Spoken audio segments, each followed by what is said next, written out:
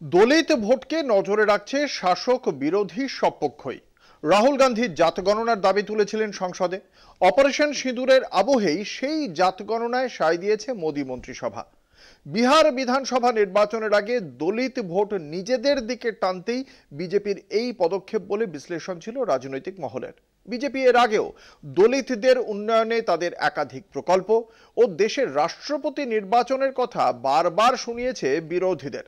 ফলে বোঝাই যাচ্ছে হিন্দু মুসলিম বিভাজনের পাশাপাশি বিজেপি নিশানা করেছে দলিত ভোটকেও। আর তাই অনগ্রসর শ্রেণীর উন্নয়নে বড়সড় পদক্ষেপ মমতা বন্দ্যোপাধ্যায়ের। ওবিসি সংরক্ষণ নিয়ে গুরুত্বপূর্ণ সিদ্ধান্ত রাজ্য মন্ত্রিসভায়। ওবিসি তালিকায় 25টি সম্প্রদায়কে অন্তর্ভুক্তির প্রস্তাব পাশ। মন্ত্রিসভার সিদ্ধান্তে রাজ্য সরকারের বিভিন্ন চাকরিতে ওবিসি সংরক্ষণ নিয়ে জটিলতা কাটবে। এর বাইরেও সোমবার একাধিক গুরুত্বপূর্ণ সিদ্ধান্ত নিয়েছে মমতা বন্দ্যোপাধ্যায়ের মন্ত্রিসভা। ওবিসি সংরক্ষণ নিয়ে জটিলতা কাটাতে গুরুত্বপূর্ণ সিদ্ধান্ত রাজ্য মন্ত্রিসভার। ওবিসি সংরক্ষণ নিয়ে জটিলতার কারণে সমস্যা তৈরি হয়েছিল শিক্ষাক্ষেত্র এবং সরকারি চাকরিতে।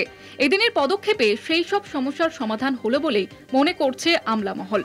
যেসব গুরুত্বপূর্ণ প্রস্তাবে শিলমোহর দিয়েছে মমতা বন্দ্যোপাধ্যায়ের মন্ত্রিসভা সেগুলি হলো ওবিসি তালিকায় 25টি সম্প্রদায়কে অন্তর্ভুক্তির প্রস্তাব। শিলমোহর রাজ্য মন্ত্রিসভার। রাজ্য সরকারের বিভিন্ন চাকরিতে ওবিসি সংরক্ষণে জটিলতার অবসান। রাজ্যে 448টি শূন্যপদ তৈরির প্রস্তাব অনুমোদন মন্ত্রিসভায়। স্বরাষ্ট্র, স্কুল শিক্ষা, স্বাস্থ্য, আইন সব নানা প্রশাসনিক দপ্তরে শূন্যপদ সৃষ্টি।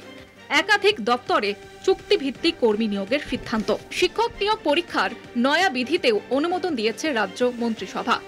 সর্বসম্মতভাবে পাস নবম, দশম, একাদশ ও দ্বাদশের নিয়োগ বিধি। গত সপ্তাহেই নিয়োগ বিজ্ঞপ্তি জারি করেছে এসএসসি। তাতেই শিলমোহর রাজ্য মন্ত্রিসভার। কলকাতা টিভি।